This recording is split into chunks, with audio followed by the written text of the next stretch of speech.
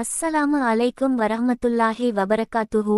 இறைத்தூதர் முஹம்மது நபி ஸல்லல்லாஹு அலைஹி வஸல்லம் அவர்களின் ரமலான் காலத்தில் வாழ்க்கை முறையைப் பற்றி இந்த காணொளியில் பார்ப்போம். ரமலான் மாதம் முஹம்மது நபி ஸல்லல்லாஹு அலைஹி வஸல்லம் அவர்களுக்கு சாதாரண மாதமல்ல, அது இபாதத் செய்தல், கருணை, தியாகம், குர்ஆன் ஓதுதல் ஆகியவை உச்சத்தில் இருக்கும் மாதம். இதை குர்ஆன் மற்றும் ஹதீஸ் ஆதாரபூர்வமாக பார்ப்போம். ஒன்று, குர்ஆனுடன் அவர்களின் தொடர்பு எவ்வாறு இருந்தது என்று இப்னு அப்பாஸ் ரலி அவர்கள் கூறுகிறார்கள். ஹதீஸ் விளக்கம்: ரமலானில் நபி அவர்கள் மிகவும் கருணையுள்ளவராக இருந்தார்கள். ரமலானில் குர்ஆனை அதிகம் ஓதுபவர்களாக இருந்தார்கள்.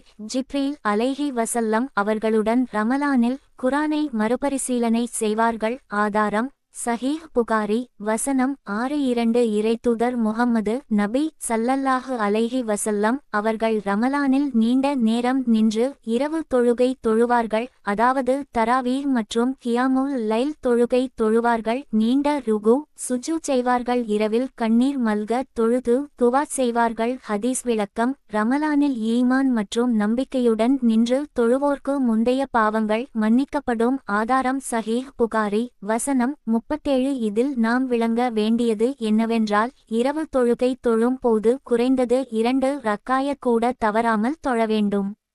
3, இறைத்தூதர் முஹம்மது நபி ஸல்லல்லாஹு அலைஹி வஸல்லம் அவர்கள் நோன்பு திறப்பதற்கு எளிய இஃப்தார் முறையை கையாண்டார்கள். ஹதீஸ் விளக்கம்: முஹம்மது நபி ஸல்லல்லாஹு அலைஹி வஸல்லம் அவர்கள் பேரீச்சம் பழம் கொண்டு நோன்பு திறந்தார்கள். அது இல்லையெனில் தண்ணீர் கொண்டு நோன்பு திறந்தார்கள். ஆதாரம்: அபு தாவூத் 2356. இதில் நமக்கான பாடம் என்னவென்றால், ஆடம்பரமில்லாத இஃப்தார் சுன்னத் முறையை பின்பற்ற வேண்டும். 4, இறைத்தூதர் முஹம்மது நபி ஸல்லல்லாஹு அலைஹி வஸல்லம் அவர்கள் நோன்பு காலத்தில் அதிக தானம் சேரிட்டி செய்தார்கள். ஹதீஸ் விளக்கம்: நபி அவர்கள் ரமலானில் வீசும் காற்றை விட அதிகமாக தானம் கொடுப்பவராக இருந்தார்கள்.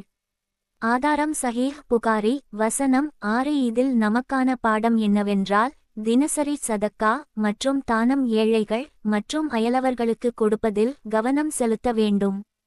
5, இறைத்தூதர் முஹம்மது நபி ஸல்லல்லாஹு அலைஹி வஸல்லம் அவர்கள் நோன்பு காலத்தில் இறுதி 10 நாட்கள் மிகவும் அதிகமாக இபாதத்தில் ஈடுபடுவர்களாக இருந்தார்கள். ஹதீஸ் விளக்கம்: கடைசி 10 நாட்களில் நபி அவர்கள் அதிகமாக இபாதத்தில் தானும் ஈடுபட்டு தமது குடும்பத்தார்களையும் ஈடுபடச் செய்வார்கள். ஆதாரம்: சஹீஹ் புகாரி 2024. இதில் இருந்து நாம் கற்றுக்கொள்ள வேண்டிய பாடம் என்னவென்றால், ரமலான் கடைசி 10 நாட்களில் லைலத்துல் கத்ர் இரவை தேடுதல் மற்றும் இத்திகாப் இருத்தல் வேண்டும்.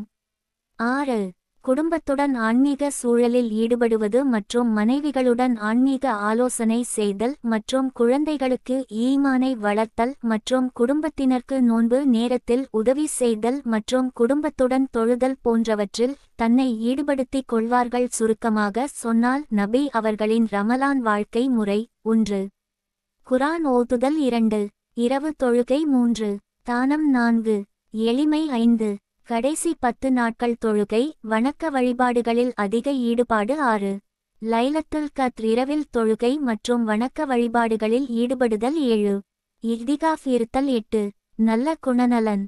இவ்வாறு வாழ்ந்து காட்டி நமக்கு எல்லாம் இந்த சத்திய மார்க்கத்தை, தூய இஸ்லாத்தை கொடுத்து விட்டு சென்று இருக்கின்றார்கள். நபி அவர்கள் காட்டிய வழியில் நாம் எல்லோரும் கடைபிடித்து அல்லாஹ்விடம் பரக்கத்தை பெற்று மறுமையில் சொர்க்கம் செல்வதற்கு இன்ஷா அல்லாஹ் நாம் முயற்சி செய்வோம், துவா செய்வோம். இத்துடன் இந்த காணொளியை நிறைவு செய்கின்றோம். இன்ஷா அல்லாஹ் இந்த டிவி சேனலில் உங்கள் வியாபாரம் மற்றும் தொழில் சார்ந்த விளம்பரத்தை கொடுத்து உங்கள் ஆதரவை தருமாறு கேட்டுக்கொள்கிறோம்.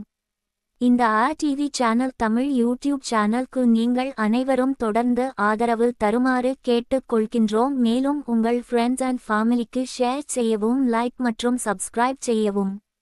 அஸ்ஸலாமு அலைக்கும் வரஹ்மத்துல்லாஹி வபரகாத்துஹு. اللهم أهل علينا شهر رمضان بالأمن والإيمان والسلامة والإسلام والتوفيق لما تحب وترضى يا ذا الجلال والإكرام.